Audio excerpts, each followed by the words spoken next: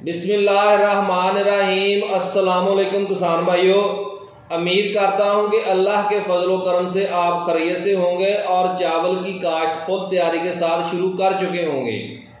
तो आजकल चावल काश्त करने का मौसम तकरीबन शुरू हो चुका है। कई इलाकों में चावल काश्त हो चुका है, कुछ इलाकों में हम चावल काश्त करना शुरू कर रहे हैं।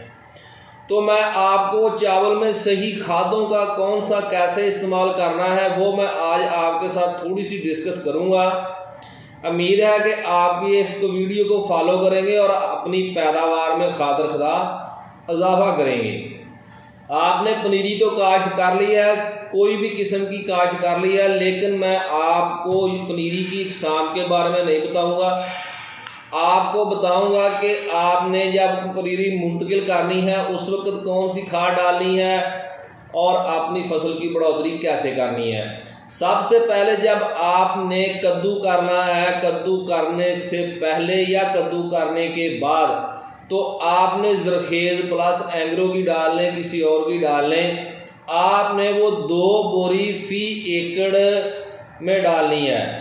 उसके साथ क्या होगा कि जो जड़ आपकी चलने की अपने पौधे की जड़ें हैं ना, वो ज़्यादा तेज़ी से ग्रो करेंगी और आपका पौधा जल्दी से नई जड़ें निकालेगा। फिर आपने ऐसे करना है कि जब 15 से 20 दिन उसको लगाए को हो जाए, यानी कि आपको नज़र आ जाए कि हमारा जो चावल लगा चुके हैं, पनीरी मुंतकिल कर चुके हैं, तो उसके बाद आपने 1 बोरी यूरिया फी एकड़ डाल देनी है। तो वो अपना जो है ना उसकी ग्रोथ होना शुरू हो जाएगी। अब आपने क्या करना है कि अब आपने देखना है कि जब ये अपना पौधा जैली शाखें निकालना शुरू कर देगा तो आपने अमोनियम सल्फेट की 1 बोरी जो है ना वो फी एकड़ में डालनी है, या दूसरे लफ्ज़ों में 1 एकड़ में आपने अमोनियम सल्फेट की 1 बोरी डालनी है। और साथ ही आपने बुरान भी डालना है। बुरान डालने का मकसद ये होगा कि आपकी चावल में खुश्की नहीं आएगी, वो अपने जड़ों में और अपने तने में नमी बरकरार रखेगा, जिसकी वजह से उसकी बढ़ोतरी काफ़ी ज़्यादा हो जाएगी। अब आ जाता है तीसरा मरहला, गोब की हालत। गोब की हालत में आपने पोटाश पाउडर डालना है। पोटाश पाउडर तकरीबन आधा बैग डालना है 2 एकड़ में, आधा बैग डालना है 1 एकड़ में। गोब की हालत सबसे नाजुक होती है, कोई भी फसल हो, गंदम हो या चावल हो। हत्ता कि आपने इस पे जाकर पीछे जो कमी कुताही रह गई है, अगर आपने यहाँ पर आकर रिकवर कर लेनी है तो वो हो जाएगी। अगर आपकी कमी कुताही पीछे नहीं है और गोब की हालत में आकर आपने थोड़ी सी कमी कुताही कर ली तो आपकी पैदावार बहुत ज़्यादा नुकसान में चली जाएगी।